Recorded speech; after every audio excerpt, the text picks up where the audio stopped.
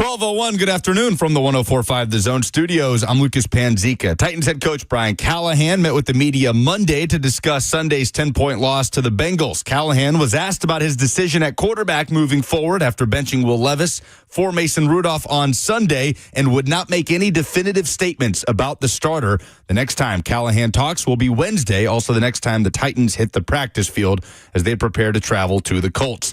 Week 15 wrapped up with a Monday Night Football doubleheader. Vikings routed the Bears 30-12. The Falcons held off the Raiders to win 15-9. Tonight, the Nashville Predators are back home. They host the New York Rangers. Puck drop is at 7 p.m. at Bridgestone Arena. And the number one ranked Tennessee Vols look to stay undefeated on the hardwood, hosting Western Carolina tonight at 6 p.m. Bowl Mania continues tonight in Dallas. It is the Frisco Bowl. Number 25 Memphis taking on West Virginia at 8 p.m. For all your foundation repairs and waterproofing needs, visit USSTN.com. Breaking news at once on your home for the Titans and Vols. This is 104.5 The Zone.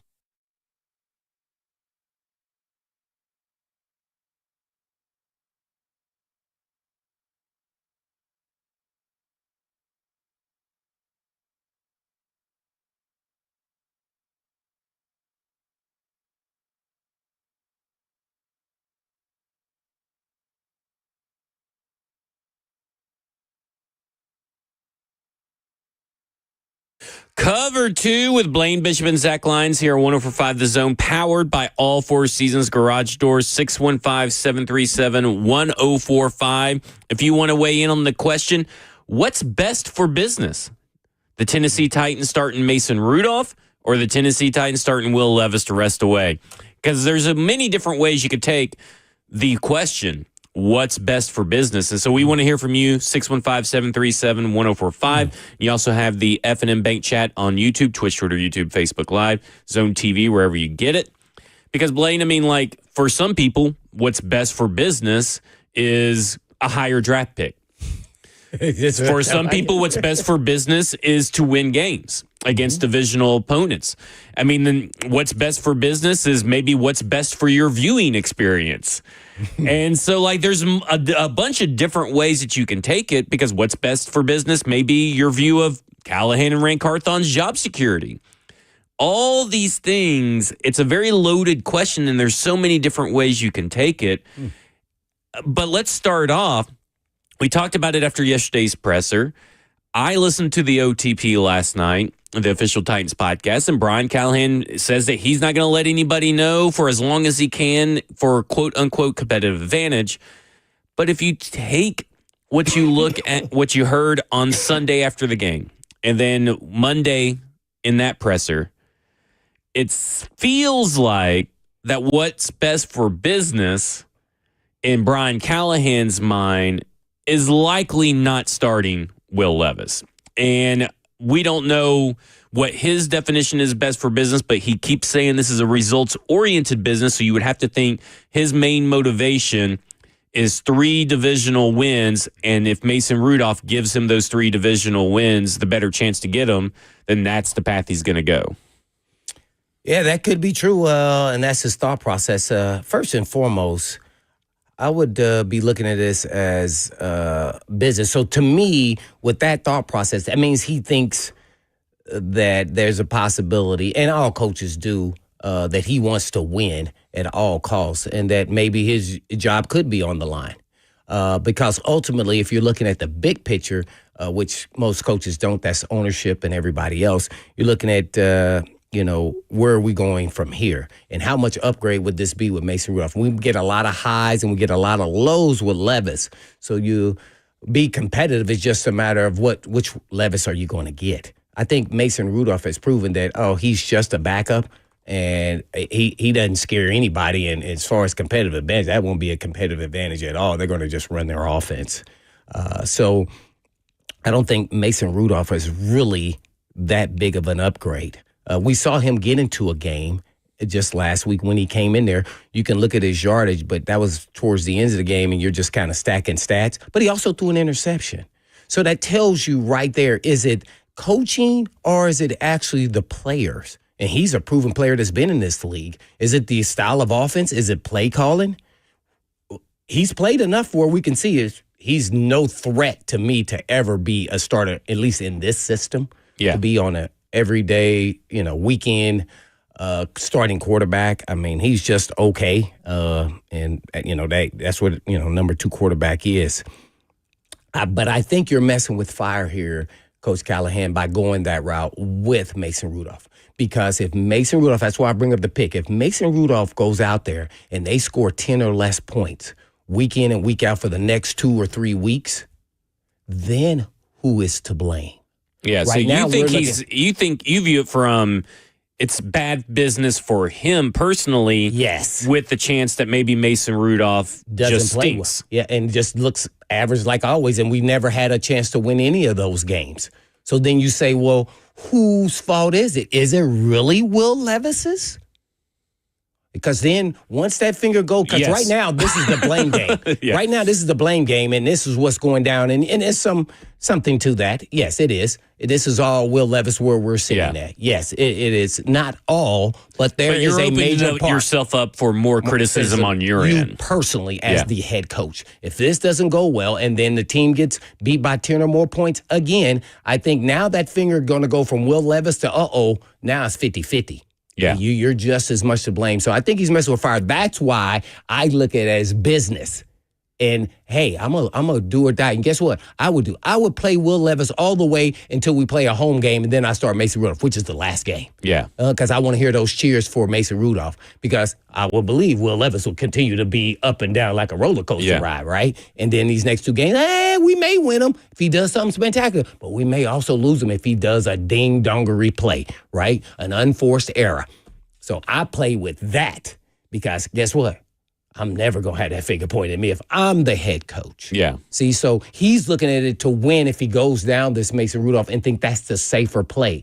Well, sometimes the safer play, guess what? You can swing for that curveball, or you could try to say, I'm going to miss the curveball anyway. Why not swing for the fences? Yeah. And that's what Will Levis is. And you got to know that's who he is. So you just keep rolling with it. I mean, I look at, and I get what you're saying, and I don't necessarily disagree. I don't necessarily disagree with your premise, but I also look at it like this: is Chef Ran kind of put this in the chat? What if it goes the other way? And then he shows it is all Will Levis' fault. No, we saw him for 4 games already. Yeah. So we already know. So you're saying this is almost a sunk cost. Yeah. You're not really gaining anything because we already know Will Levis' fault. And what Mason Rudolph is. He's had 3-4 game sample size. We got to see him. The team looked no different, no better, no nothing. Yeah. It was just, okay. And any solid quarterback could get out there. But he was not something that, Mason Rudolph got in there. We look so much better. Nope, there was never that feeling. You looked mediocre. Instead of terrible, you looked mediocre. Right. And that's really what we're probably... That's why I'm talking about the highs and lows, right? Yeah, if we get to, to the point where we're talking about these last 3 games, this team's not going to look great.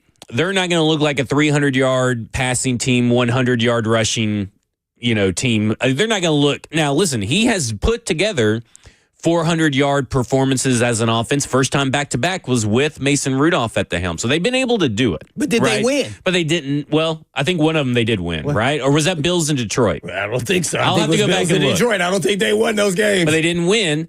But then, that's not because of Mason Rudolph, but it's because of the offense. It's because of special teams and the defense. So then you're talking about the offense, not Will Levis. Well, yeah, but then we have plenty of evidence about Will Levis. Right. But we're not talking about the offense there. I mean, we're talking about the offense in a positive manner.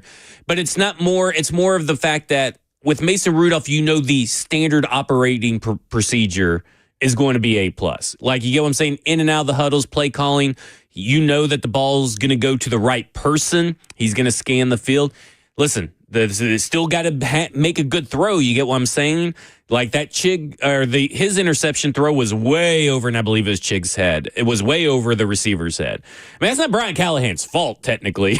But I get what you're saying. You still open yourself up to criticism if turnovers don't subside. Right, yeah. So the whole operation is okay, now Mason Rudolph gets out here, and maybe he's not a splash play. He's not the big arm guy, but he's going to consistently run the offense the way it should be run. Well, then that was thrown out the window for me is the team looked no different. It looked bland, and he gave us no excitement that, the change really means something. And so I'm interested to see if he can actually do that because he's also playing for a job too, whether it's here or somewhere else because his contract is up. It was the Lions, then the Patriots. So they're 1-1. Okay.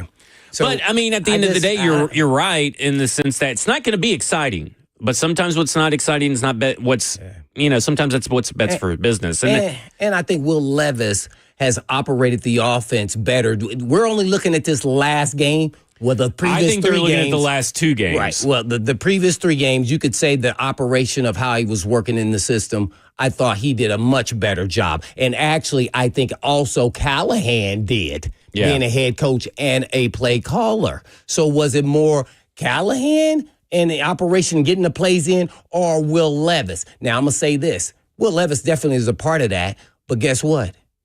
When you get better in a young quarterback versus you get better as a play caller and getting the plays in with a veteran quarterback. See, that is a much more panic mode goes into the younger quarterback than a guy who's done it before. So when he got better, so did Will Levis. So I just, sometimes you got to look at everything, and always the coach is part of the issue. Ultimately, the players have to execute, but they are part of the equation. So to me, if this goes astray and Mason Rudolph doesn't play well for whatever reason, at any point in time through the next 3 weeks or 4 weeks, then I think it could change. I was like, nope, we're gonna play with him till we end to the last regular season home game, and we put Mason Rudolph out there. We're going to talk more about this quarterback decision because there's a lot of different topics that kind of like fall under this. We're also going to get to your phone, 615-737-1045. We got Luke holding on. This is Cover 2 with Blaine Bishop and Zach Lyons here on 1045 The Zone.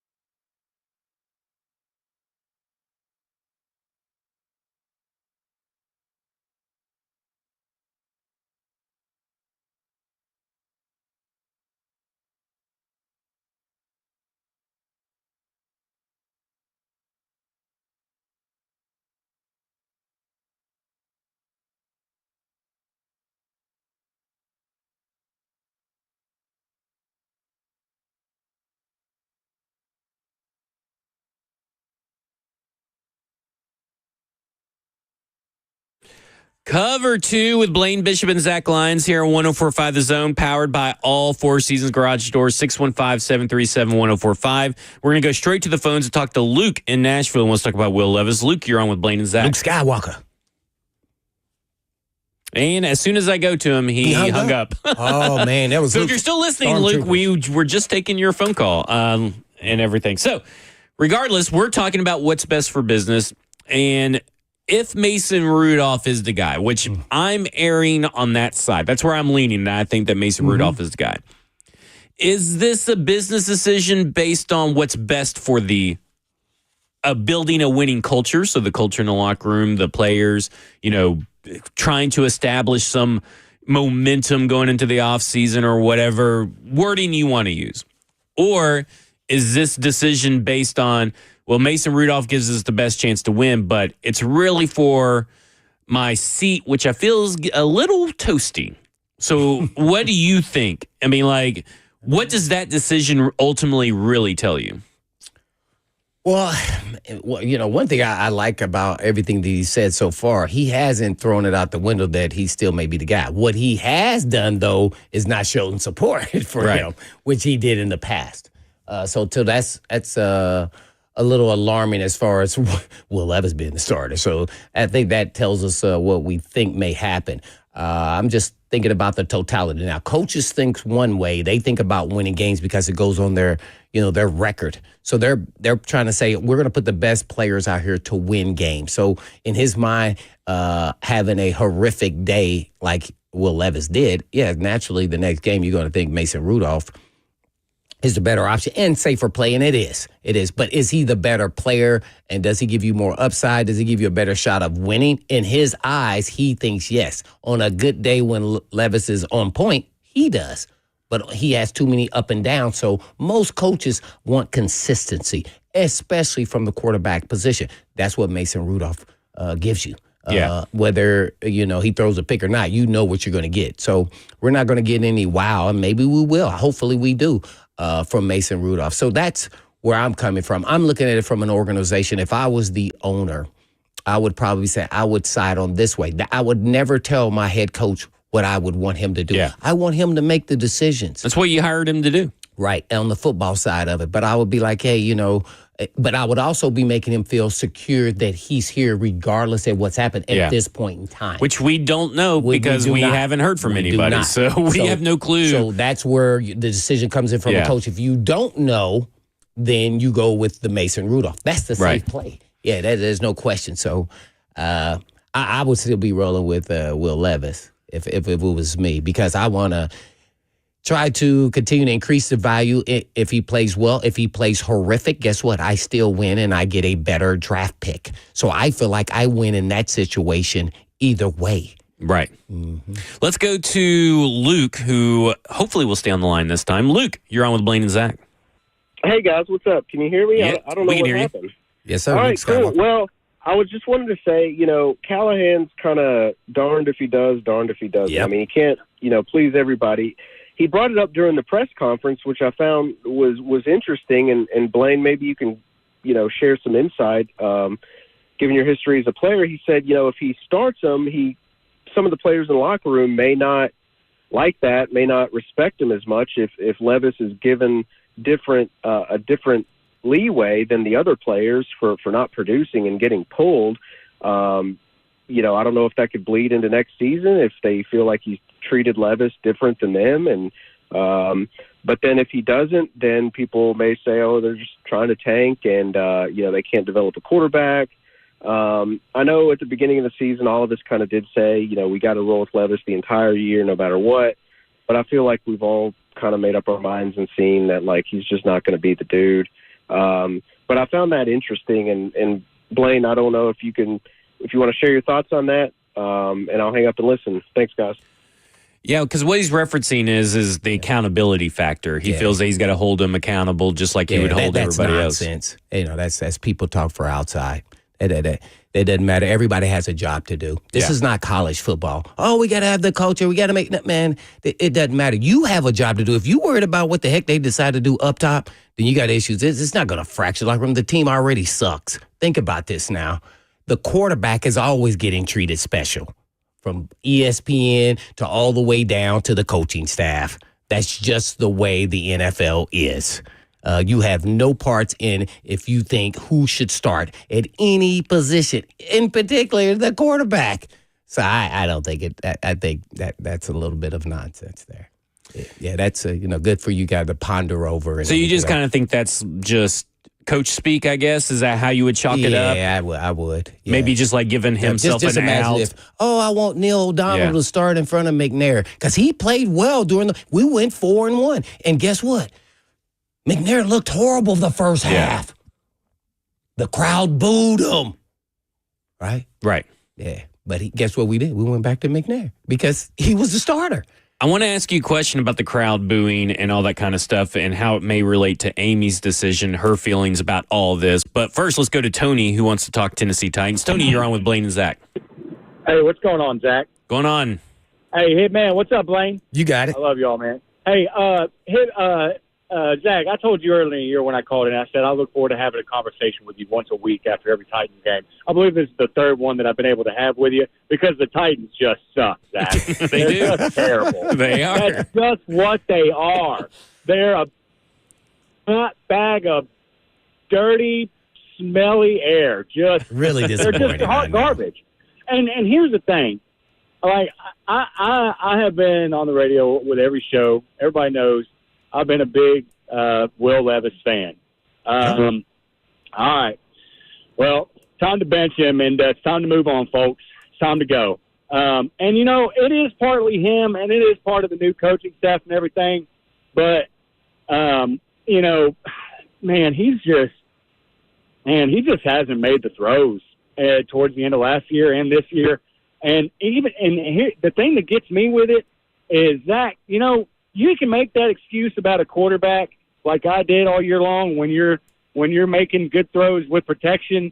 But when you start making errors protected and you can't blame the offensive line anymore and you're not blaming your wide receivers for making drops. You can't blame losing Kevin Byard or trading Kevin Byard for you turning over the ball 4 times in a ball game. Like, it's a mess from top to bottom. The people they've traded, they got rid of everybody that we love. Derrick Henry's gone. I loved Ryan Tannehill. They got rid of him. Let him go. They got rid of Byard. They got rid of all these other players. All these players they've drafted like Farley and Okonkwo and Burks that just haven't worked out. So let's just trade good players so that the next GM that comes in after Rand gets fired and go and make other bad picks. This is from the top down or the top up all the way down to me, Zach. It's got to be big change. I'm talking all the way up, maybe all the way up to Adam, because there's got to be some serious change to start with the quarterback. And on the way out, one good thing, this may be Ryan Day's last game that he ever coaches at Ohio State. Bob's by 50.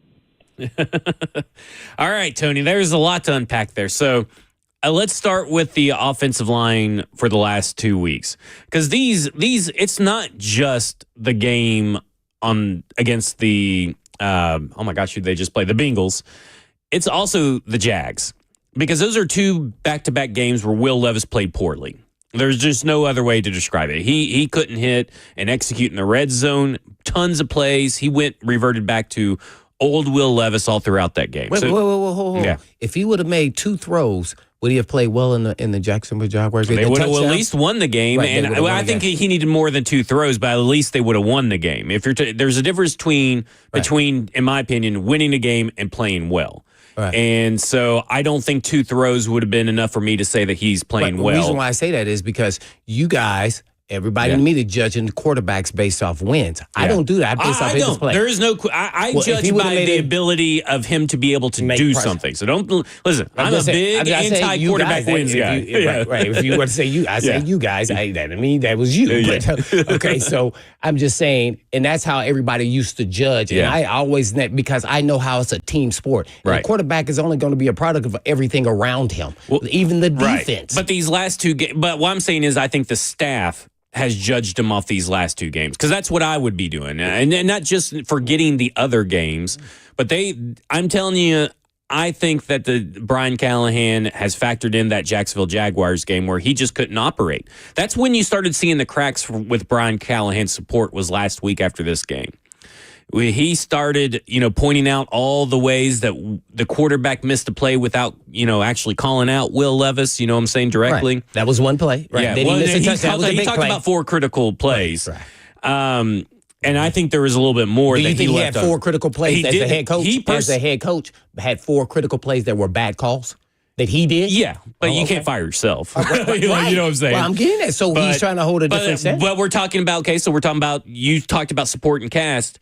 That's where Tennessee has been a top 10 offensive line the last 2 weeks. 2 of Will Levis's worst games, top 10 offensive line league-wide. Maybe that just means there was a bunch of offensive lines that played like crap to make them look better. But you started diving into the numbers and looking at the games and watching sacks and all this kind of stuff.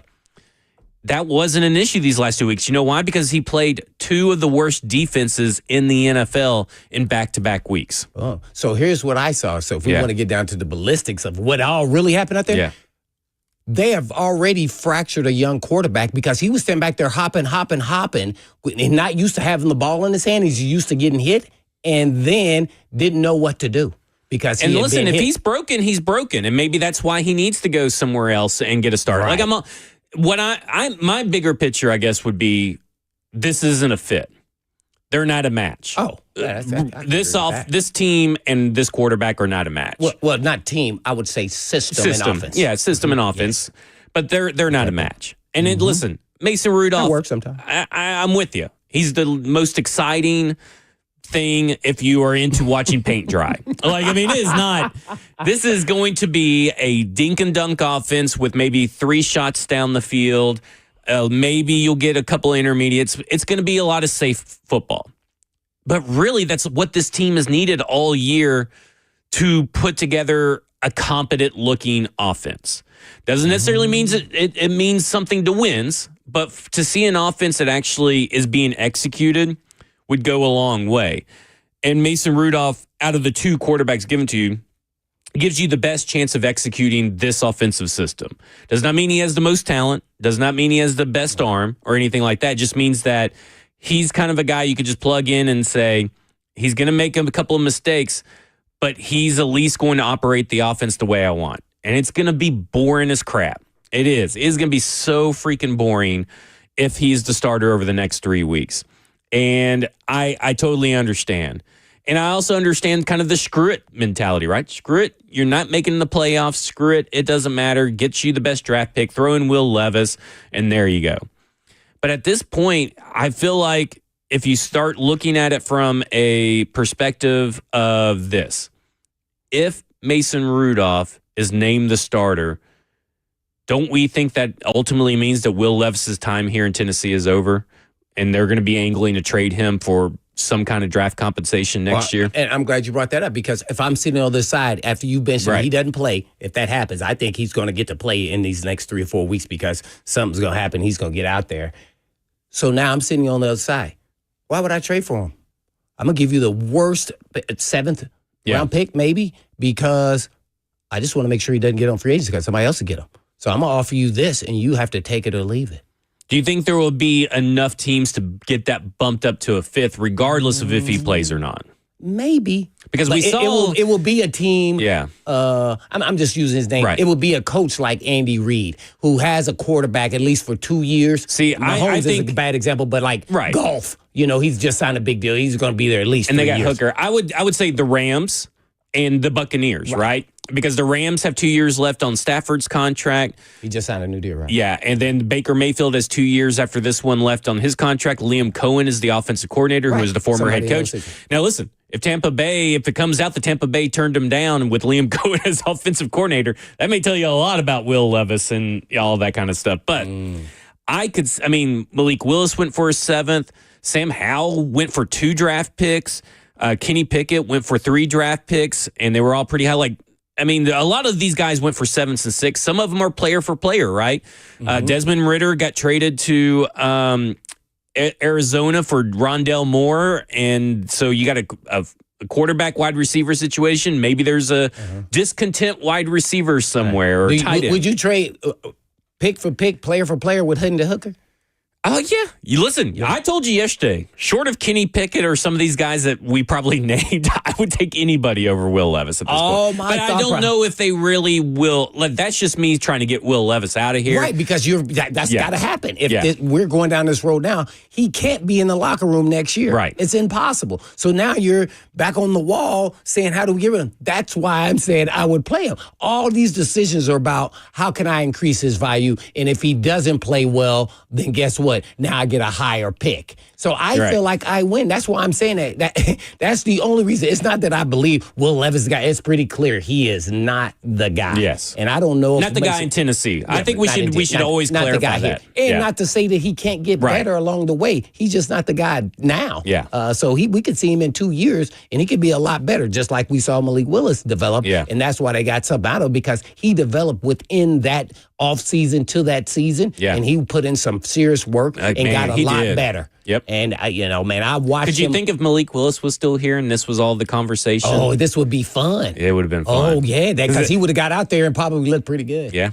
I agree. So let me ask you this. So we're talking about excitement, right? We're talking about all this kind of stuff, Amy and the ownership and fans, and even JR in the F&M Bank chat on YouTube, wherever you watch Zone TV, because it's also on Twitch, Facebook Live, and Twitter. He says, people want to watch Levis, but we just saw a game where Levis got booed and Mason Rudolph got a standing ovation. Do you think that there's maybe some leniency? Because, listen, owners are fans. Do you think maybe there's going to be some leniency granted in your scenario? Let's say Mason Rudolph doesn't look that good because the fans were booing. Well, it'd be a wave, in his face. I just wonder if that's maybe weighed in the perspective of how much ownership is going to really weigh the benching of Will Levis if that were to happen, and the starting Mason Rudolph and all that kind of stuff. Like, obviously, owners should let their football people do football things, but obviously the fans don't really, for the ones that are at least paying for the game, don't really want to see Will Levis anymore. Right. Well, I would look at it as we're not playing at home for 2 weeks. That's why I said I would still start. Yeah, that's true. And then I would wait till we play at home, the last game, and then I would start Mason Rudolph. And then guess what? That's not to say that I can't still bench him on the road. So because he gives you some wow factor. It is what it is. Hopefully I'm hoping that he could play well. But the odds are against him. But one horrific performance coupled with just a okay or a little below average performance that shows you they had no faith in him from the jump. That's what it tells me. And it also tells me that Callahan then he sold that he was part of developing a lot of quarterbacks and probably said, I'm guessing, that he could work with this quarterback. Well, then now we're looking at, okay, well, what did you really do and why is he not working and why can't he work with you? Those are the questions I'm asking if I'm an owner. Yeah. Because, it's not that simple, but I want to hear those reasons why and I think we're there's going to be road. some really detailed reasons because you look at the beginning of the year, right? He came out just, terrible. And then really he did show stuff in that 4-game stretch, but it really didn't amount to anything other than, okay, maybe he's just as good as Mason Rudolph on a good day. Like, you didn't really see the highs of highs that you kind of expected to see from a second-round pick with his talent. So we still haven't seen him. You could kind of argue maybe that his play was really good the Texans game, and that was a win, but we've never really seen him win a game outside of maybe the Miami game and I guess the Atlanta game last year, those 2 games last year, but you never really saw him be the reason they won a game. You just saw him be a reason they didn't lose a game. You get what I'm saying? Yeah. Here's what I will say, and I haven't said this the whole time. I think coaches get caught up in their system instead of saying, this is Will Levis's talent. I need to run my system around what he does well. Well, what does he do well? No, he throws the deep ball, and we didn't throw the deep ball. We'll check to see the deep ball rates. To then set up your intermediate and make sure then at some point in time. Now, you can't throw the deep ball over the place, but I'm talking about that's kind of the crux of who he is, and he's a hit or miss guy. So you try to work around that and then scheme up some plays. And I think they actually did that at times. I thought they lost grasp of that because they thought, he's arrived. Now he understands our offense over that 4-game stretch. And then okay, we're going to now, they went back to, this is my system, now let's just run it. Yeah. Because now you're back, you're where we need you to be, where you should have been at the beginning of the season. So I think that's somewhat just visually watching, that's what I think happened. And then he went back and they said, uh-oh, we're done with this. You can't even run our offense. Yeah. That's how I view it. I mean, it's important to find a quarterback that can run your offense, and we'll talk more about that because I do want to dive into this aspect of the conversation. This is Cover 2 with Blaine Bishop and Zach Lyons here, 104.5 The Zone.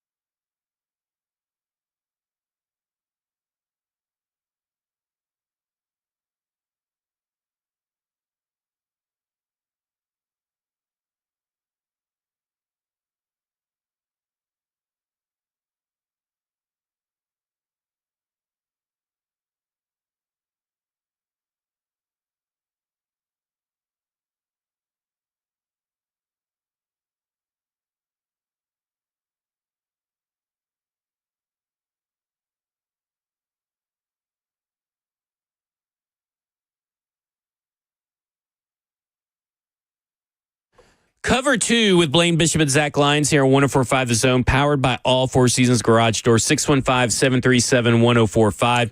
And we were talking about like building the system, players over plays, trying to conform your system to what a quarterback does well. Or any player does well. Yeah, any player. Finding those plays. And we know that Brian Callahan has created I'd love to have a follow-up to this question, by the way. At the beginning of the year, he talked about the quarterback room or the quarterback office that he set up where Will Levis can sit there and people can come in, ask him questions. They can kind of watch film and all that. I'd like to know how that quarterback office has been used. So that's a good question, by the way. Anybody in media, free question to ask, hey, whatever happened to that quarterback office you set up? And is it being used? Because that's the other thing. Like you can set it, but is it being used by your quarterbacks? But regardless, I kind of we know that Brian Callahan is a big collaborator with quarterbacks in terms of finding plays, because he talked about it with, kind of watching film with Peyton Manning, what he's done with, Derek Carr and Matt Stafford and all these guys he's kind of worked with, including Joe Burrow being his longest tenure, but also Jake Browning when Jake Browning took over, is finding those plays those things that you like as a quarterback, things you're comfortable with executing and implementing them in the game plan where they can. So we know that Will Levis is part of this discussion. With these game plans in mind, he's talking to Will Levis. Now, is Will Levis being honest? Is he about his own ability and the plays that he likes? Is Brian Callahan, overruling a lot of stuff that Will Levis says? We don't know. So that's just conjecture, reckless speculation either way. But we know that he's doing it. But I contend, I don't think Will Levis. Reckless speculation in that media? Yeah, I know. Huh? I don't know. I personally don't think Will Levis does anything well. I think you say he don't do anything well. I mean, he's got a cannon of an arm. Okay, all right. But he's completed 37.1% of his deep ball passes. So he's not even very accurate down the field. Now, they've attempted the 15th highest rate. Will Levis has the 15th highest deep ball throw rate, which is down, but it's still I think 12.3 or something of his passes, which is down from his 18%, I believe, last year, which was unsustainable. Because look at Anthony Richardson. Anthony Richardson is like 23% or something crazy like that, and it's unsustainable. He has a 47.1% completion percentage on all passes. So, it's unsustainable to go deep as much as Anthony Richardson and the Colts are. But you look at it over here, I feel like, to your point, they've tried to merge what people perceive and what they probably saw on tape as Will Levis's best traits, which is his cannon of an arm, the ability to be able to make throws off platform that maybe other players can't. Because you've seen him start moving the pocket, right? And Jeremy Fowler has just reported, breaking news, that Mason Rudolph is starting. Oh, yeah. So there you go. So you're a little late on the breaking news. Breaking news. Jeremy Fowler of ESPN is reporting that Mason Rudolph is getting the start this week. So, last night he was on the OTP, said he was going to try to, because they even asked him. Mikey said, hey, are we going to know Wednesday, on Wednesday when practices start up, who's starting? Well, that didn't last long. So obviously people were told today, and someone has let the cat out of the bag that Mason Rudolph is getting the start. So there you go. But I do think that Brian Callahan has tried to find the plays and tried to find that balance between his system and Will Levis. It's just that he's talked about 80% of quarterback plays mastering the mundane. Mm-hmm. And I just don't think Will Levis can do it. I think you really have to find a gunslinging kind of system, I guess. I mean, this system is just not a fit for Will Levis. It doesn't matter what variation of the system or what tweaks you make to it. And I don't think that he can do anything well in this system. It felt like that maybe a one read, constantly going deep kind of system. I don't know if that system exists. No. One read means it doesn't have to be a deep ball. Right. I'm just saying. That's conjecture. I'm not saying that it has to be a deep ball. Right. Here's what I would do if I was coaching Will Levis. After seeing all of this, we're going one read, then the outlet. Yeah. If it's not there, throw here. If not, then take off. But it doesn't seem like he can even make that second read is something that we've It's kind not of the talked second about. read. This is you can close. I know, but I mean, he doesn't even do that. I mean, he That's why, locks on. because after that, though, when he does try, he tries to go to a second and third, and he just is not capable. So here's what I will be telling him. First read, outlet, run. That's it. And that's how you coach around somebody with talent like that. I'm sure we've had quarterbacks just like that. I would say VY was one of them. He couldn't go through his progression reads. So to me, instead of trying to force him to still be this, 1, 2, 3, it was pretty clear after 3, even on those 4 games that he played okay, that he still couldn't process and go through all of that. So I think that's what I probably would have done. And then wait till he patiently finally did at least get to number 2. Yeah. And then say, okay, let's see if we can. So that's what I'm saying. And to me, that's system pushing. And instead of saying, here, if not, go here. That's it. And guess what? That eliminates all doubt of anything else. And so that to me that's part of coaching. That is part of coaching. That's part of what makes some of the coaches greater than the other ones. Really, to be honest. So that's kind of how I feel this has happened. I mean, Will Levis definitely has a lot to be a part of this, but man, I would try to work around that. Yeah. I really Do you would. think he's shown enough to warrant that, though? He played in all these games? What do you mean? Do you think that what I can say is Yeah. Mason Rudolph hasn't shown me enough to make me feel like he's going to be a better option. That's what it really comes down to. He got his shot, and I'll go. Well, I guess it depends on what you want your quarterback to do, right? This is boring. He didn't do anything to help me believe that he can win games either. Well, he won a game. Well, I know, but he didn't. He's won 2 games. I guess. He played great. I'm just saying that to the point where it's like that he's likely not going to lose you a game. You know what I'm saying? Like the pick sixes and the fumbles and the. Watch this. Let's go to the Bills game. Yeah. Did he throw a pick and fumble the ball? Yes, but was it a pick six? No, it wasn't a pick six, but he looked almost identical to Will Levis in the same offense. I felt like Will Levis was out there. I really did. I was like, well, dang, this is no different. Everything looks the same. I can't believe you're defending Will Levis. I'm not defending Will Levis. What I'm saying is I don't think he's all the blame, and I think I would go with my business strategy of let it play itself out until the last game. That's what I would do. Yeah. Let's go, John, in, nowhere. John wants to talk Tennessee Titans. You're on with Blaine and Zach.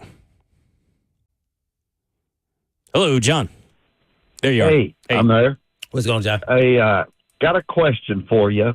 About a couple of weeks ago, I guess it was, you guys were giving some analysis about Will Levis, and one of the things that you kept saying about him being average, well, I have to position it like this. Zach, I know you're a big stats guy, and I used to teach in the corporate world, Six Sigma, Kaizen, continuous improvement, all of that, and it deals with statistics. Yeah. And one of the things that we would keep trying to teach these execs would be, there's this guy, this mountain climber, and there's a guy at the top of the mountain, and he throws a rope over the mountain there, and the guy on the bottom, he's climbing up this rope, and it's about to break. And the guy hollers up to the top and says, hey, how thick is this rope? He says, well, on average, it's 2 inches thick. Well, the guy that's on the rope hanging, about to fall to his death, there's only one thread of the rope left, and it's a 1/16 of an inch. So, I don't think we need to be looking at when Will Levis does stuff and his statistics show that he does okay, that he's average. I think he is that guy that's hanging on the rope. The whole rope may be an average of 2 inches, but where he is for our Titans is a 1/16 of an inch. And I just don't think that he's going to be the guy. And I just don't think that what we have coming out in this next draft class, I think we got to make a decision. Do we put up with him one more year and hopefully that Arch Manning comes out or some of these others, and we're probably going to suck again. But is the fan base going to stand for that? I don't want to be in the shoes of Amy Adams Strunk and No doubt.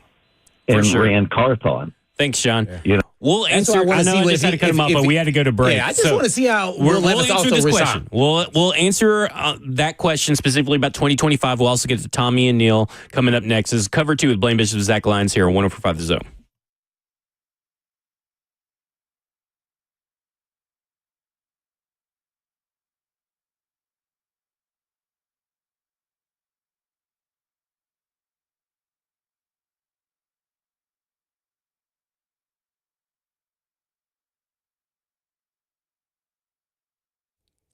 Hey, folks, I've been talking about Tennessee Orthopedic Alliance for years because they're the leading experts in sports medicine and performance and the team physicians for the NFL, college, and high school athletics across Tennessee.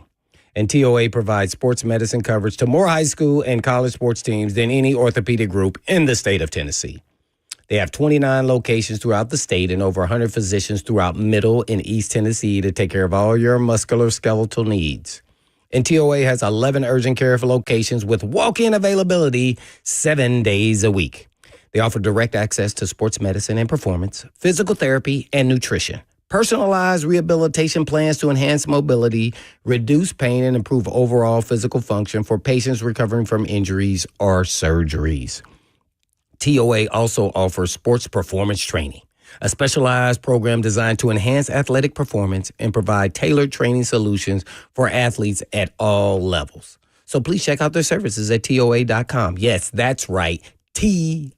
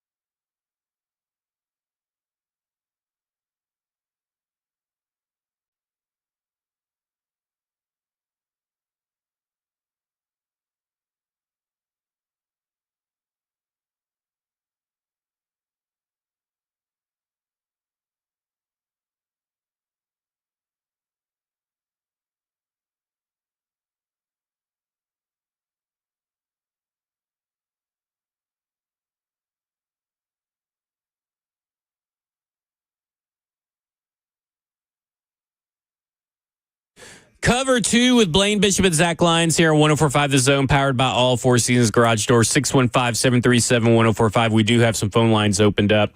And breaking news. Well, breaking news. Obviously, Mason Rudolph has been named the starter.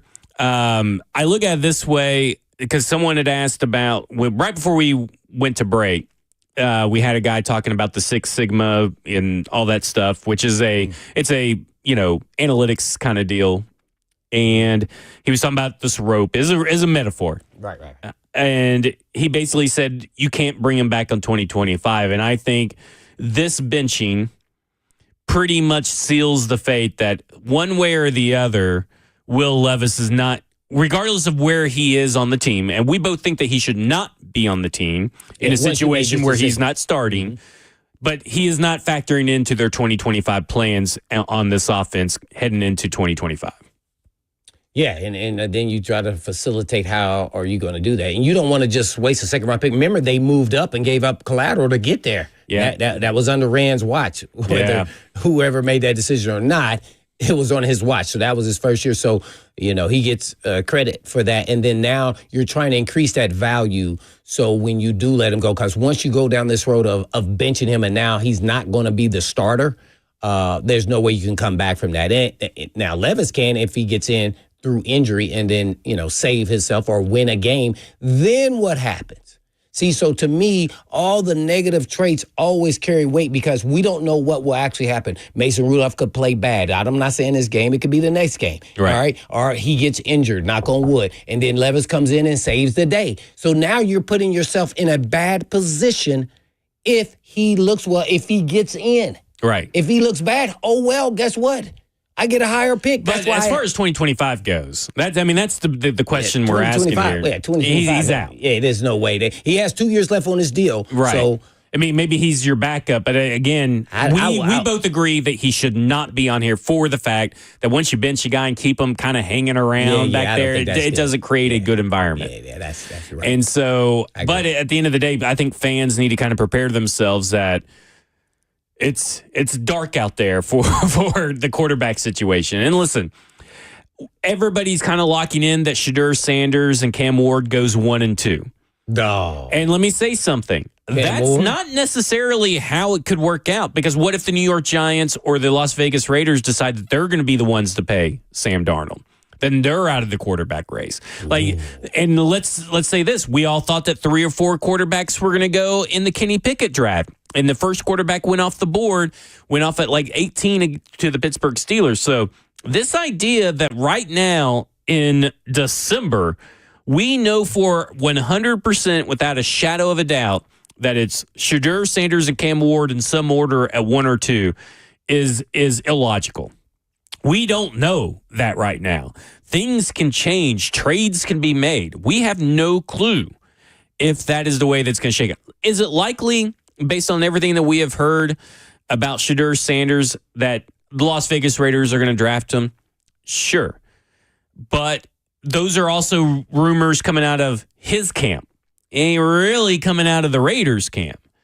And what if Tom Brady has a say, right? Tom Brady's now an owner. What if he has a say? Is he going to like what he sees from Shedeur Sanders, or is he going to say, no, you guys need to draft Travis Hunter, or you guys need to go sign Sam Darnold? That would be my advice to you. Like, we really have no clue how this is going to look in December. So don't get caught up in all these he said, she said, rumors, speculation, because it's all going to change by the time that April rolls around. Let's go to Mark real quick in Murfreesboro. Mark, you're on with Blaine and Zach. Hey, thanks for taking my call, gentlemen. I would say believe your eyes, believe the critics, good critics, and believe the experts, man. I believe coming in that they said prior to, I think it was Vegas, said that Levis was going to be one of the quarterbacks that were going to be benched this year. Mm-hmm. And nobody believed it. And it had to happen at the end of the year, but they're always right, man. Vegas is always right.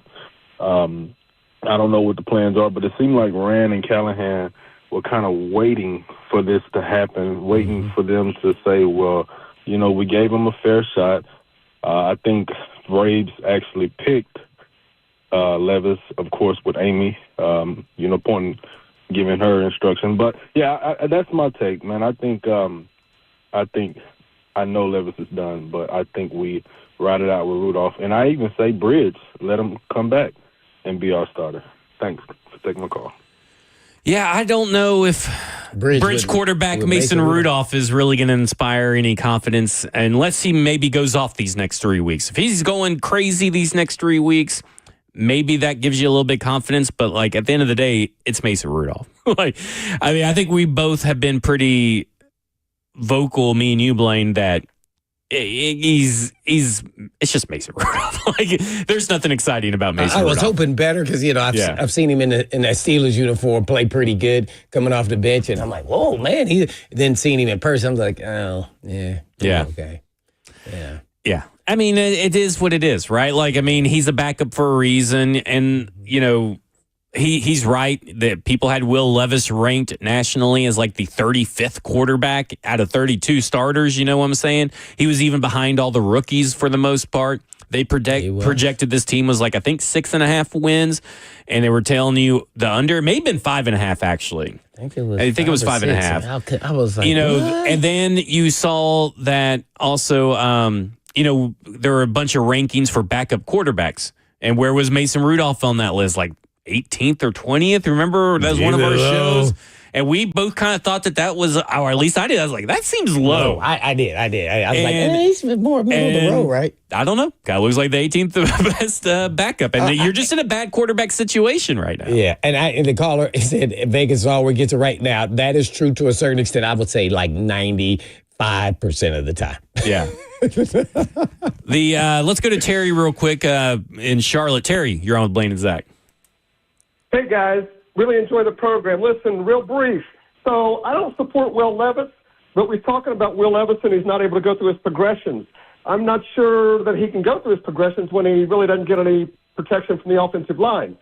Second thought is I believe that Mason Rudolph may not be any better of a quarterback, but I do believe that he is a better game manager, and he probably gives us a better chance to win just due to the fact that he can manage the game better. Listen, I love you guys' show. Listen every day. First-time caller. Thanks a lot. Appreciate it, Terry. Yeah, I mean, I think that's the best assessment of Rudolph that you can make, and probably he's just the better game manager. Like, I think the stuff that he does, like getting in and out of the huddle, the pre-snap, post-snap, that stuff he can do better. The problem is that that's about all he does better. Dang, I want to see Levis versus Richardson. We haven't seen that yet. As long as we don't see Trevor Siemian. Oh, I don't know. They may dress Trevor Siemian and may not even dress Will Levis. Yeah, who knows?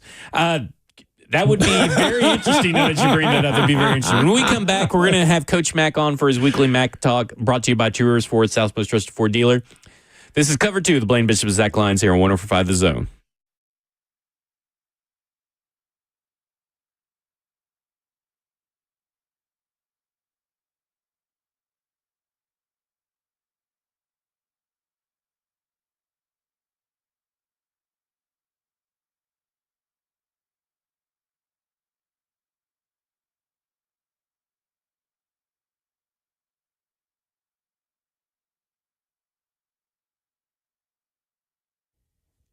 Hey, this is Blaine Bishop, and I want to know if you have heard about peptides. Peptides are shaking up the fitness world. They are naturally occurring aminos in our bodies. So as we age, they start to decline, and at some point, you may need to be getting some supplements. And this is why our workouts can stop being productive at the gym. So maybe you feel like you've hit a wall, or perhaps you feel tired all the time. You may be struggling to stay awake in the evenings when you get home from work. What if you had the thought that this is just a normal part of aging? It doesn't have to be that way. Peptides are proven to increase muscle and performance, burn fat, and help with recovery between workouts and more. And peptides can even help with motivation and mental clarity. These are all safe, naturally occurring aminos, not pharmaceuticals. A natural and holistic way to get your body back to peak performance, just like I did. Plus, Edge Peptide Therapy has the most comprehensive blood panel around. So when you go to Edge, you will know exactly what is going on inside of your body and what it needs to get back to peak performance. Feel better from the inside out. So go to edgepeptide.com. Yes, that's edgepeptide.com. Or you can just give them a call at 615-724-1878. That's 724-1878.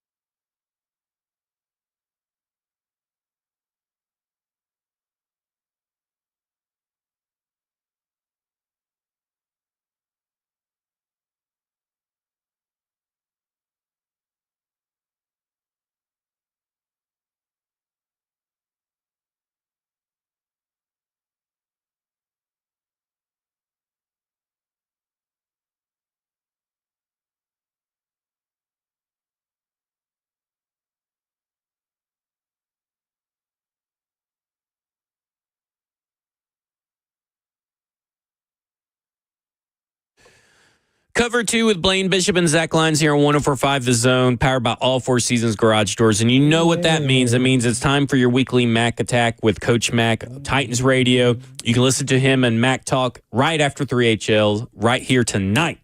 And then also he's brought to you by Two Rivers Ford, South's most trusted Ford dealer. And Coach, what a weird, wild game that we witnessed on Sunday. You were there on firsthand. Turnovers happening everywhere. We got players dropping the ball through the back of the end zone, trying to prematurely celebrate. Have you ever been a part of an insane game like that? You know what, Zach? I've been a part of a lot of games, and there's strange things that happen in all of them. But that one, on both sides of it, it was really a pretty sloppy game as far as and plus, what was there, 25, 26 accepted penalties in that game? It didn't have a lot of continuity to it, but the strange occurrences, as you bring up, it seemed like they were happening just one right after the other, and both teams were taking their turns in that barrel as far as producing some really strange plays. Yeah, I don't want to dwell on the quarterback situation actually too much because obviously we have the answer from the coaching staff. So I want to switch over to the defense. The Cincinnati converted 76.9% of their third downs on offense. What have you seen lately that has led the Titans defense to have some difficulties in those third down moments? Well, in this ball game particularly, and that's this one they couldn't get the quarterback on the ground. Mm-hmm. They had the quarterback flushed, and I think there was. You probably got all the metrics, Zach, but there was one. He had 9 seconds to throw. I'm talking about Joe Burrow. Yeah, and they had pressure. They flushed him, but they weren't able to either get him down or they weren't able to flush him to somebody that was coming in for him. He evaded the rush inside of the pocket on third down. And when you have that many conversions on third down, then it crushes you. It crushes you not only in the metric of giving them continue to hold the ball, it crushes you in the metric in the fact that you've worked really hard on first and second down, get them to a third down situation, and then just cannot get them out. In this ball game, they could not get the quarterback on the ground in a timely fashion, and then it just became touch football in the backyard, trying to chase those receivers all across the field. You know, the Titans suffered another injury at inside linebacker, and we got to see a lot of James Williams in opposite Kenneth Murray. What did you see from James Williams as the game went on and in those healthy amount of snaps on defense? Yeah, Zach, I've been watching James Williams, all year in practice and learning how to really just learn how to set his eyes and how to play down closer to the line of scrimmage. He was a pure safety in college. Frank Bush has done a tremendous job with him, and James Williams has put a lot of work. Now, a lot of work into that transition. Now, he is still very, very raw, but what I have seen is that, first of all, he's taken really well to all the coaching that he's been getting and the extra coaching that Frank Bush has been putting in with him, both before and after practice. And this is a big, long guy that can run. He made some plays in that ball game just because of speed and length. Now, he is going to make, and he will continue to make because he's just very, very raw at it. He will continue to make some eye discipline issue problems, on certain plays. He was going to have some plays where he doesn't fit correctly, but I really like what he brings athletically, and he's been doing a nice job on these coverage teams once he got in there and started getting reps at that. So, it's a development of a player that was taken in mind with changing his position completely. And so I'm pretty impressed by what he's done. Now, basically, they're down to their fifth and sixth inside linebackers. We're basically starting in that ball game. And when you get to that point in the season, that's just what you have to do. But you asked me about him particularly. I like what he's done to help himself. We're on with Coach Mac of Titans Radio, and of course, you can listen to him on Mac Talk right here on 104.5 The Zone, right after 3HL every Tuesday at 6 p.m. And he's brought to you by Two Rivers Ford, South's most trusted Ford dealer. Well, Coach, you're talking about linebackers, man. I was really impressed with Cedric Gray on special teams. I'm interested to see if he gets a shot at this point in time, now that he's gotten acclimated, been back from injury, playing special teams to get a shot too. What have you seen from him at practice? You think he's going to be ready to go? It's the same thing, Blaine. You're exactly right. Once, of course, he had to come back off the shoulder injury, and when he finally had his 3-week chance to return, he's worked himself back into a position where he can be a contributor on teams, and he will get a shot.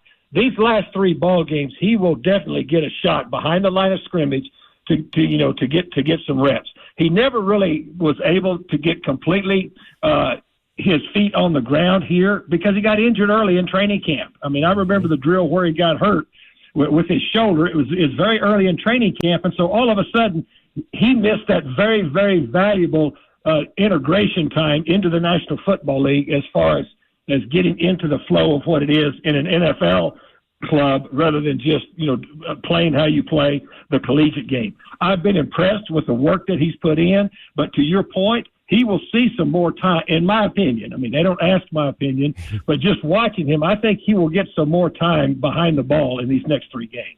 Kind of take us through what you saw from Big Jeff playing defensive end. I actually was a little bit impressed. I don't know if it's who he was going against, but he looked pretty good. He looked comfortable out there.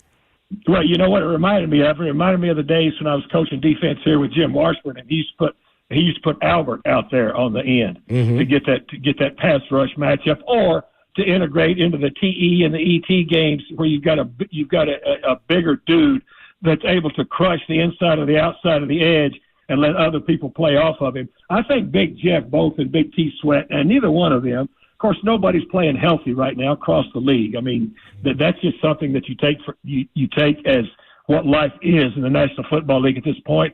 But I think both of those guys, are still playing very well, and neither one of them are playing at full strength. But I thought it was a nice little twist that they did as far as putting him out there. And that's what you're always trying to do.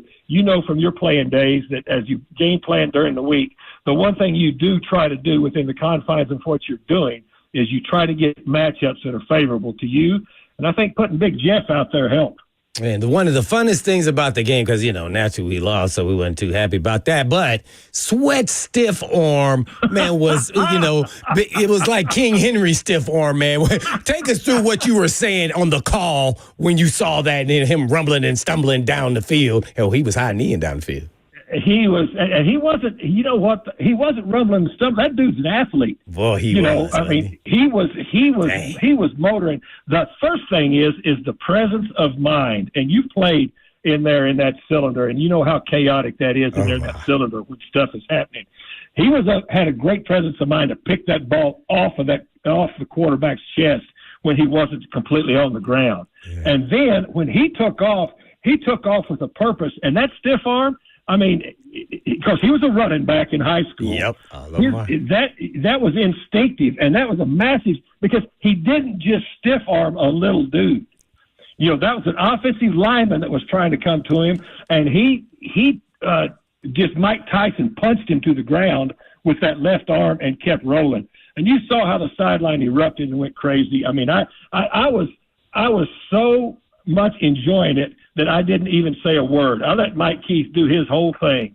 And I enjoyed watching that so much. And I really enjoyed watching his teammates on the sideline react to him. Now, what you've seen all season, what are your expectations about Mason Rudolph, I guess, now that he's been named the starter, expect to see from him based off of, I think he's had 3 or 4 starts? Well, I haven't heard that. I mean, I haven't heard that, from the club, officially. But Mason Rudolph was brought in here because he's an experienced backup in this league.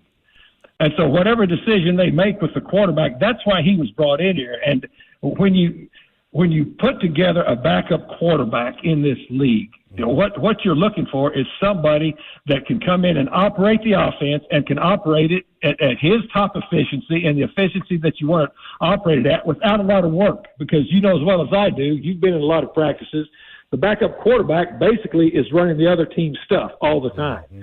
So what you need is a veteran quarterback that has been through several systems, understands the system very, very easily. And so, If he indeed does get a chance to play some more, that's what I expect of him. When he went into the ball game, when Will Levis was taken out of the ball game, it was a different set of circumstances fundamentally in the game because of the separation of score. And so they were basically playing that tent defense where they were giving you everything underneath. And so that's what you have to throw. And that's what he was throwing because they were giving him everything underneath. That's different than starting a ball game, which he's done, several times in his career, both at Pittsburgh and here, as far as to the throws that he'll be asked to make. So anyway, we'll see what happens. There you have it, Coach Mack, giving us the Mack attack. Mac, obviously they're playing the Colts for the second time, but just in general, why is it so difficult to win 2 games against the same opponent in the same season? That just seems to be so difficult to make a clean sweep most years. Well, and that's why you really try to win when you're playing your division game. You can ask Blaine there why so much importance was put on being able to win your home matchup against that team, because when you go to play them, especially if you play them a second time at their place, that is because you just got a book. You've got a book on each other. You really do. Now it's going to be different going up there to play Indy because when we played them here, the quarterback was different. And if you'll remember, Michael Pittman Jr. was just coming back off of an injury, and he ended up being a big part of the ball game, the receiver. And then Taylor, Taylor was not at full speed. Well, they've got all of those guys playing now. So the offense that you're going to face is going to be different in the fact that the RPO game now with Richardson as a quarterback is completely live. That's completely live as to where with Flacco, when he was the quarterback here, that was different. But you just have a good book, Zach, on the people in your division. You know them. You try to build your team to compete in your division. Everywhere I've ever coached, we've always built our football team to play and to beat the personnel in our division, because that's the fastest way to the tournament, is to be able to win your division regardless of what else happens. And so there's a lot of reasons for it, but the familiarity is a big part of it. With 3 divisional games in a row, 2 at home or 2 away games back to back, what are some of the challenges when you face 3 straight division opponents for a team, especially a team that is having a 3-11 season? Well, you're playing them, of course, clearly, 1 week at a time. But these people, the people, and so that's number one. And you're very familiar with the personnel, and so to me, I always enjoyed if we were able to play more division opponents in a row during all of my years coaching, is because you know these people, and then you can really dial down in on certain things that you want to do in a game plan against when you're doing this. And regardless of what your record is, you're going to be playing these same people probably with some of the same players the next year and the year after that and the year after that. So it's just important to be able to do what you can to win those ball games. And people say, well, a game's a game and a win is a win, but when you're trying to compete with a division before you ever compete with the entire league, it's extremely important to do well against these teams. You said it earlier, the Titans didn't see Anthony Richardson in their first matchup. He has a 47% completion rate through the air, but where he hurts you is the deep ball in his legs, those explosive plays. So how, as a defense, do you play like a sort of contain the pocket, contain the quarterback, and prevent the deep ball without allowing Richardson to just get easy passes in that short intermediate area of the field?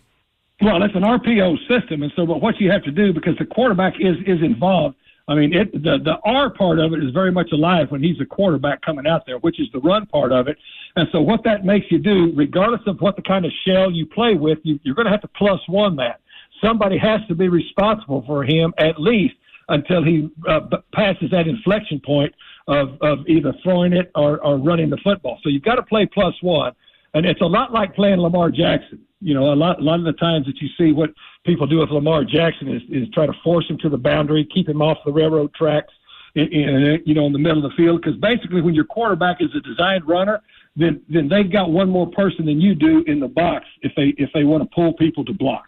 That's just the numbers game in this thing. So that's important. And the other thing is he's really dangerous even if he's moving, again, take it back to a little bit earlier in this conversation about not being able to get the quarterback on the ground in time and having to be able to chase and plaster people in the back end in the throwing game. That's an issue. What do you think of the job that Jarvis Brownlee Jr. did this game? I mean, you got T. Higgins, you have, obviously Jamar Chase. What did you think about the job he did in this defense on Sunday? Well, I'm impressed with him not only this Sunday but the entire year. I mean, what I love his mental and physical toughness. I really like the fact that he doesn't back down. He's had some penalty problems. He can clean that up. But I would much rather have, in this day and age, a corner that is aggressive and is willing to go up in there and is not afraid of the matchups and is just willing to take it on, rather than somebody that sits back there and just plays the cautious game. Because the cautious game, you can't do that, especially at that position in this league. And as a young player, I've been very, very impressed with the way that he has handled, because he was going to basically be a backup nickel to start with in his rookie year, and he ended up being a starting edge corner, and now he went back to the nickel since Cheeto came back. So I've been very impressed with what he's been able to do the entire season. Connor Orr of Sports Illustrated wrote a recent article talking about the sloppiness of the 2024 product as a whole, the NFL as a whole. And he talks about the impatience of owners, but more importantly, he talks about officiating. And he talks about how nobody in the NFL really holds the officials accountable for their decisions, but they also they aren't being paid enough. And their situations from the league in terms of benefits and all that stuff isn't really that beneficial as well. What do you think about the product on the field? Obviously, this is supposed to be an entertainment product, but it seems more often than not that officials are really taking the entertainment down to new lows. Well, I just don't like an NFL game, and I haven't for 38 years, as to where the officials are the main focus. If the officials are the main focus, you got a problem. I don't have a problem with officials making mistakes. I do have a real problem with officials, not only during a ball game, but from crew to crew to crew being so inconsistent. That makes it really hard to be able to not only get a flow of a ball game, but to be able to coach your players as to, how it's going to be called. Blaine can speak to this. I mean, teams do extensive studies. I did it. We still do it as a broadcast crew. Extensive studies on what certain crews call, how they call them, how many they've called, what they've been hard on, what they have not called as much. I just don't like. I don't get mad at officials for bad calls, because it's a fast game and they're trying to keep up. I do have a real problem with the inconsistencies. Yeah, I thought it was interesting. On your all's broadcast, you talked about this particular crew had done a game of the Tennessee Titans, and I think they were below their season average in plays called, and this time they were way over their season average of 17 penalties called per game of this game. So it's just like I feel like I'm with you. There just seems to be no consistency week to week. Yeah, and that wasn't only on the Titans side of it. That was on the Bengals side of it too. I mean, that was just there were way too many flags thrown in this ball game, whether they were warranted or not. Well, Coach Mack, we are looking forward to hearing from you next week after the Colts, and Titans face off. Blaine has one more question for you. Yeah, real quick, Coach. Yeah. Naturally, this NFL, the league, has kind of changed the way they go about coaching quarterbacks, and then, have to play a guy sooner than later, and naturally they're in a bad situation. You saw Richardson being benched and then come back and play well. You saw Bryce Young getting benched and then come back and playing well. Do you see that Will Levis probably can have some faith in that eventually, sometimes when you're sitting down, even though he was injured, at least that's what they said, and set, do you think he can come back from this benching? This was just reported by Mr. Fowler. Well, I think absolutely, because you're going to have to.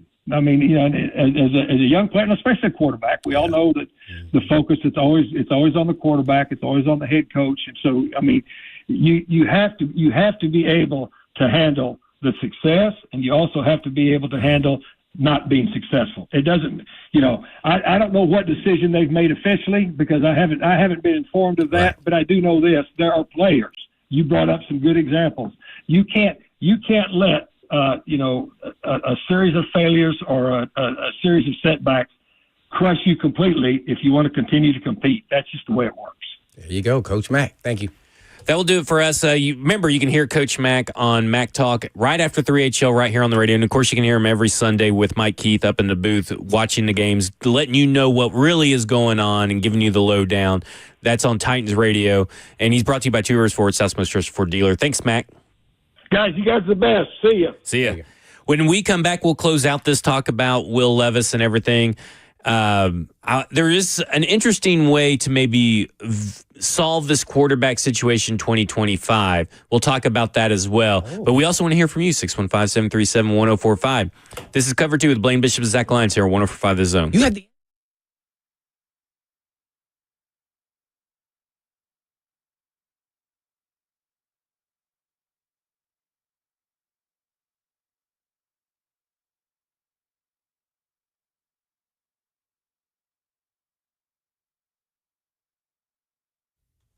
Stinky, stinky, stinky. Is that what it was like the last time you were at an auto repair shop? Smelly, greasy old rags laying around? A countertop that you would not dare touch? Another thing that stinks is repair shops to keep your car forever, and they're not honest, and they don't call you back when they say they will. Was that your last experience at a vehicle repair shop? Well, hey, it's Blaine Bishop to tell you about Eurofix. Eurofix takes the stink out of European auto repair. And at Eurofix, you get a free 15-minute no-rent inspection with an estimate at every visit and not high-pressure sales tactics. And at Eurofix, you also get a 3-year nationwide warranty and a free loaner car with every repair appointment and never pay dealer pricing. And Eurofix is located all over the state of Tennessee in Franklin, Hunted Oaks, Murfreesboro, Belmead, and now Mount Juliet. And all you have to do is just give them a call at 844-EUROFIX. That's right, 844-EUROFIX, or you can just visit them online at myeurofix.com. That's myeurofix.com. But always don't blame it, Joe.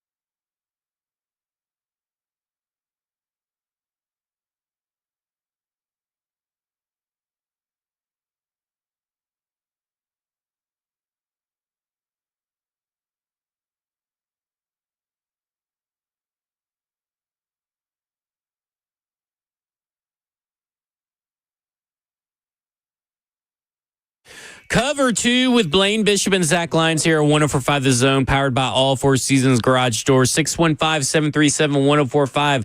Last chance to get your phone calls in. And Blaine, we've been kind of talking about Will Levis and the situation that could arise. And I keep looking. Listen, we don't know what the draft position is yet. We don't know who's going to be on the trade block, who's going to be a surprise cut when it comes to quarterbacks and everything. But it really seems more and more apparent that I am leaning currently right now. Whether I agree with it or not is a totally different discussion. But if you're Brian Callahan and Ren Carthon, and both of these guys are brought back next year, then you're making decisions to probably with your job in mind, right? You're probably making a quarterback decision based on what is going to provide you the best chance to keep your job beyond 2025. So neither one of these quarterbacks will be back. Right. Okay. Yeah, I agree. Yeah. So you almost have to look at it from a sense of the best and most secure option is paying a Titans tax and spending money on Sam Darnold and hoping that what he's learned stops at the Panthers in a dysfunctional franchise, what he's learned from Kyle Shanahan being in that system, what he's learned in Kevin O'Connell's version of the Rams system, which is just a version of the Shanahan system, and what he's learned up there that he can keep progressing and be that Ryan Tannehill. I don't know if he can, but it seems like if you were to do that, you're talking about Amy Adams Strunk looking at it like this: go get me Sam Darnold. Whatever it takes, I'll pay. Go get Sam Darnold. Make sure that he comes here. Because Levis didn't work out. You have to start winning games and this and that. And they go do it. And then you can start building a team around Will Levis. And if you build a contract, which Ran Carthon, around Sam Darnold. Yeah, around Sam Darnold. If you build a contract around Sam Darnold that's like the Baker Mayfield one, Baker Mayfield's was essentially a one-year contract and with a team option that they have to renew by March 16th of 2025. So if you build it around something like that, you still have yourself an out if Sam Darnold's a pumpkin. But it seems like that seems like the most likeliest of scenarios right now is that it's Sam Darnold. Doesn't mean it's going to happen. I'm not predicting that's going to happen. I'm just saying if you're playing the probability game, that seems to be the most probable way. Because you can't go with Rudolph and Levis. Well, I don't know all the free agent quarterbacks, and there's going to be other teams going to be bidding there. What are you presenting to him that makes it appealing to the Tennessee Titans, to Sam Darnold? So that's the first thing. So it has to be the head coach, the play caller, has to be weapons, has to be offensive line. So I don't know if all those things will be appealing. If not, then you have to overpay. Right. See, so then I think they're going to have to do the Tennessee tax is what I call it, or Titans tax. And so it just, I'm hoping Sam Darnold. I'm a fan of Sam Darnold actually, but I don't know. He still has a propensity to throw interceptions. Just this year, he's done a lot better job of throwing touchdowns to make for that. He's on a really good team. I watched them the other night in their Stormtroopers jerseys, and they looked really fantastic. And he's looked like that pretty much all. We got to see him firsthand what he can. He can move around. He can make every throw, can scramble. He can do everything. But is this just a sample size of what he is? Or is it the entire career that he's had thus far really tell you the embodiment of who he really is? And so that would concern me because he could still go back to who he was, which is throwing to the other team, which he did a lot, and then in spots. And he's kind of done that a little bit with the Vikings, but not as much because of the surrounding pieces. When you have Addison and Jefferson, maybe the best, if not the best, for him and Chase in the National Football League. So it's a lot easier. We don't have those pieces. Right. So that's why I'm asking. But you got time to get pieces. You may never get a Justin Jefferson, but you got time to get pieces. Okay. Well, you're hoping so. We're not going to trot out the same. Well, my point is that you're not going to trot out the same team that you have in 2024. Right. No, they're not. Yeah, the Titans aren't. But my thing is, if you're going to try to appeal to them, what makes you better than the other one? Let's say they go unquestioned starter. What if the Giants don't go after a quarterback and then they have neighbors? They say, we have a superstar. Yeah. Okay, that's a little more appealing. We have a better offensive line. Oh, my bad. By the way, you are in a big major market. You will now then hence get commercials and everything else if you do what you're supposed to do. Yeah. So that's what I'm getting to. Do you think he could go back to New York? That's just another question. Absolutely. It's a jab to the Jets. Yeah. I'm on the NFC side. Why not? Yeah, why not? I mean, it's, I don't think he would, but I'm just saying there are other options. So they're going to be really competitive, and the Titans are going to have to overpay. And then I'm concerned then the pressure for him to have success immediately if he does not play well, let's say the first 3 games. Let's say he has 4 picks throughout the first 3 games. Then what? Where are we? Yeah. I mean, that's the thing, but that's the situation you're in. You're going to no matter what you do, you're taking some sort of measured risk. Yeah. And so you got to go with the path that is the least amount of risk. There is no path that is 0% risk, right? Like even if you were to trade for Jake Browning, that a lot of people want to do. If you were to trade for Jake Browning, that's not a 0% risk. No. So there's always going to be risk. So it's just about mitigating the risk. But I do wonder this is the thing. What will Amy Adams Strunk want to do? Would you sign Aaron Rodgers for 1 year? Hell no. Oh my God. No way. Jackson told me, he's like, hey man, let's throw out this theory. Jackson would love some Aaron Rodgers. Aaron Rodgers for 1 year?